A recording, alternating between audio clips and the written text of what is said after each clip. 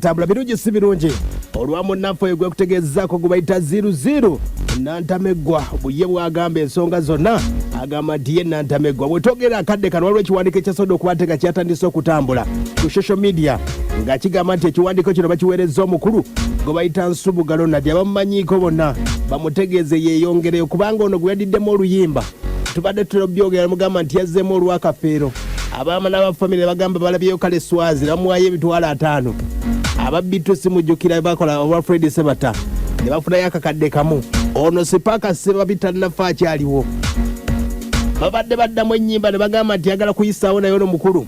agamba nti zonna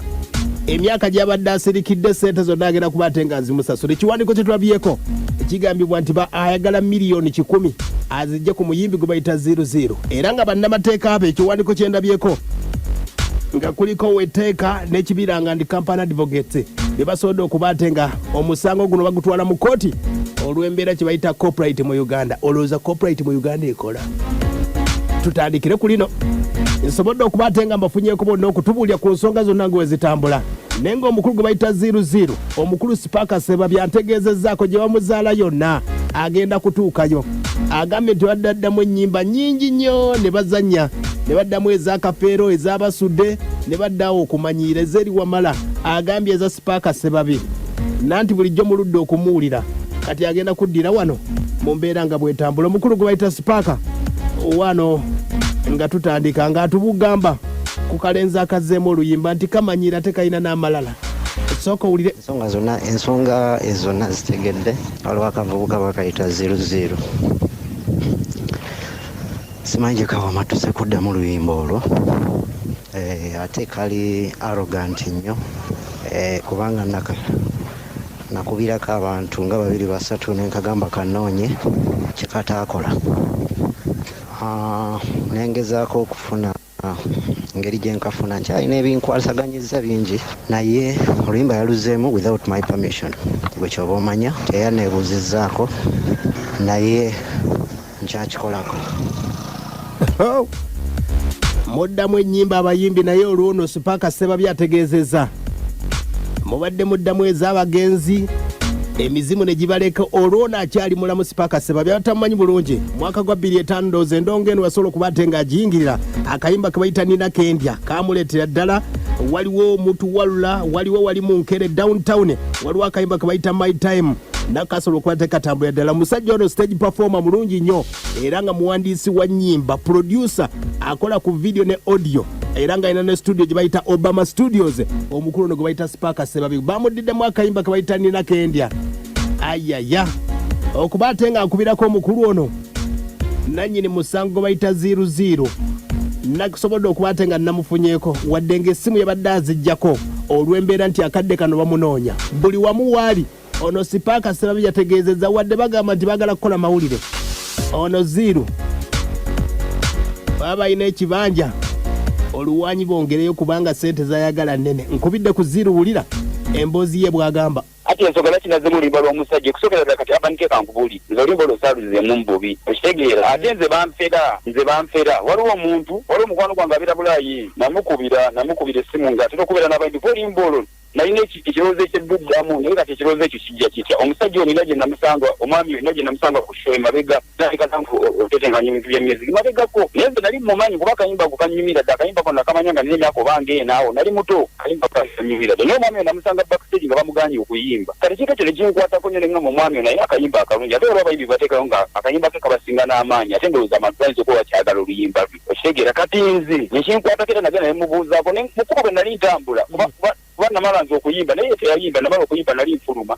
ngende mulengera nga afuluma nali mukamotoka kakyali wange mulengera nga kyali kitegeeza kitayimbi bamulemesa ab'eggulu okuyimba kati nze mutima gwange nengenda nga ngamba infact namubuuza nakonako nenganda nga ngamba mukama bw'alimpa omukisa nembako wentuka ndiddamu akayimba ko kuba kaalipa amaanyi era nze saakaddamu omumutima mubi nakaddamu lwenso emu ku nsonga then ensonga ey'okubiri nti nze kyemmanyi nti music wa Uganda wakyaliwo abantu abanyumira ebintu bitali so much urban wolibo toli so much urban wakyaliwo abantu abanyumira ebintu ebitali so much urban ate nga ennaku zino waliwo abantu abagezaako okulaga ensi nti yamuvinga ono abantu bakyayagala bintu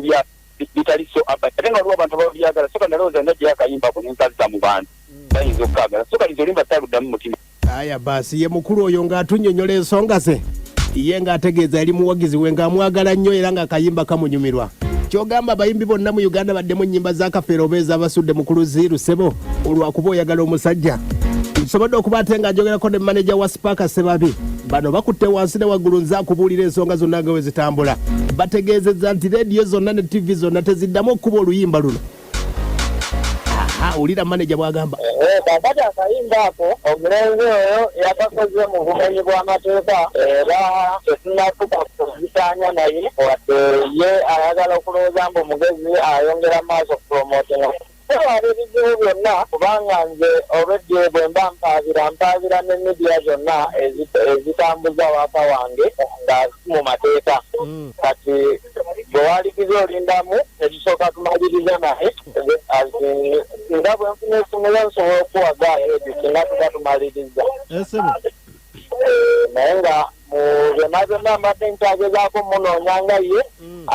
tayagala kwogera nange bwe mugamba jangu ku miitingi tayagala nga yeefudde nti ye wakitalo nnyo. Aya basi nti 00 yeefudde wakitalo naye bamutaddeko ekiwandiiko ne bannamateeka abakambwe ennyo miliyoni 10 bazeetaaga. Nsobodde okuba ate nga mbuuza 00 wagambye nti bakufeera batya. Wulira bw'atugamba nti waliwo omuntu gwe yasobola okuba ate ng'akwataganya ng'amanyi nti ennamba gye yafuna ya Spark Ssebabi n'amutegeeza nti oluyimba luddemu tewali buzibu era n'amuwa sukaali n'omugaati. Ayaya.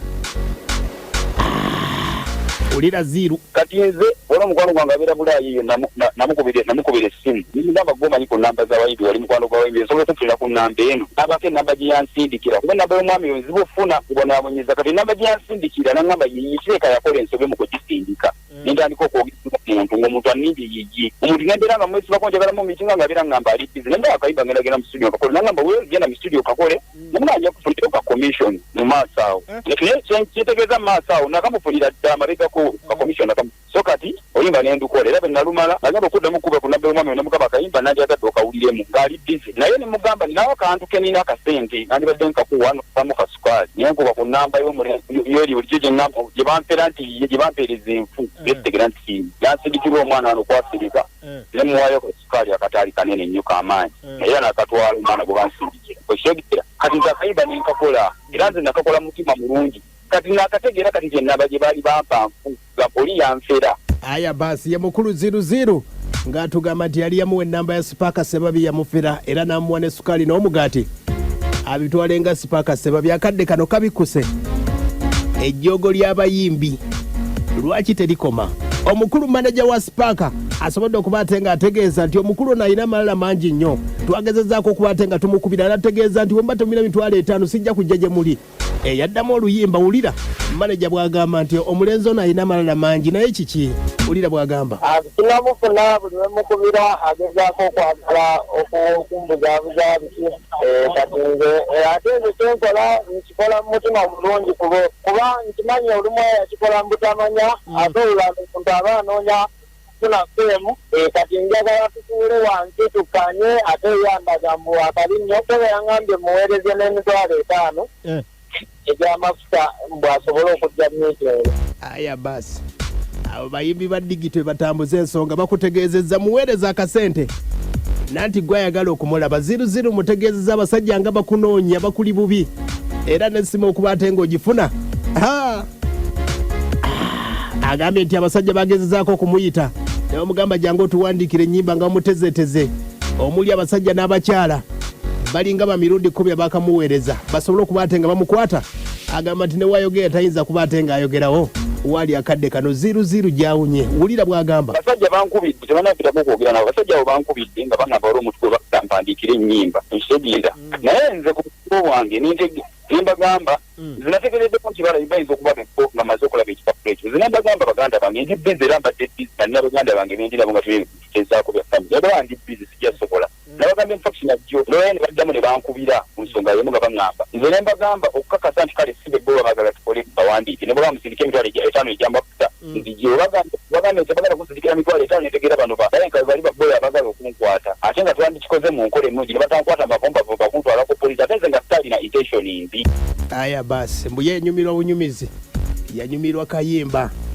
ekiwoomereze wekyagirawo mpola mpola. Omukulu asobodde okuba ate ng'ayongeddeko n'ategeeza nti manager omukulu ono waliwo ekipapula ekyasobodde okuba ate nga kitambula ekya bannamateeka. Wabula ye akyeganya agambye tebannakifulumyako naye nga mu nsonda ezeesigika ffe twakifunye. Wulira kinsindikireko ku WhatsApp ndabe mpozi ngaaliwo omulala naye nate kijja kunyamba bw'oba otinsindikidde n'endaba ate ani yatandise okuwaaba omusango ogwo nga nze ne nannyini luyimba tebabiri tetunawaaba. Kati kinsindikireko tulabe. Ayaya omukulu 00 okutubuulira ekipapula kino kye bamuweerezaako yakifunye atya. Wulira abakimuweereza bamwagaliza kino ekipapula ekitambula bo tebakimanyiiko wadde balimba bakimanyi just beewuunyiza bwewuunya nti waliwo omuntu munnaabwe alabika yakikuba ekifaananyi n'abako munnamawulire gwakisindikira naye nga munnamawulire ogiwange mbadde nali nsoma naye kati munnamawulire oyo ate n'akinsindikira n'aŋŋamba 02 kuba yabadde nalabitegeera kati ze bannakirebe neŋŋamba kankisindikireko okuva ku bulaza meeni baleme kukwata amavumbavumba kuba omwami yayinza okuba nga munyiivu nnyo ng'ate nze oluyimba salukola mu context kale mu ngundi mbi. Aya basi ye mukulu 00 agamba yanyumirwa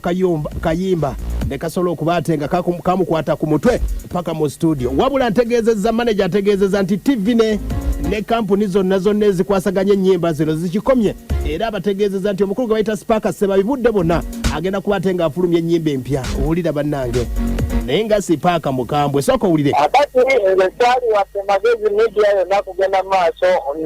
ngekuba oluyimba olwo kuba tetunnatuuka mu nzitaanya neyakoze ekyo mu bumenyi bw'amateeka naye ng'abawagizi ba Sparker njagala okubazaamu amaanyi nti tuli mu fumbiro tufumba era ssaawa yonna tugenda kubateera ebintu ebipya bingi tulina ennyimba nnyingi nnyo tugidde nga ne vidiyo muziraba nga ne audio abettipaka ali nga nammwe omusobola omufuna mumufuna ne munyumira nga omuyimbi wammwe gwe muwagira naye ng'olwo oluyimba nalutegeddeko era ndumanyi bulungi ne vidiyo njirina wano naye nkyayagala omuvubuka oyo yalukoze twogere bw'abanga tuyetaaga akwogera neni awo nja kuba ngenda maaso n'embeera endala alabika azaagala naye miliyoni 10 ezimanyi bagenda zifuna kuba naye embeera ya covid agiraba naye wanaabanga azaagalanga munyiivu ebivulo biriddamu ndimusasula we mpabanga bampera ne bampa ennambi ndizisonda mpola mpola era ndigamba mama fiina n'azimpa oba mama fiina balina akasente kangi n'anyambisa eza nyambisa nti musasula mpola mpola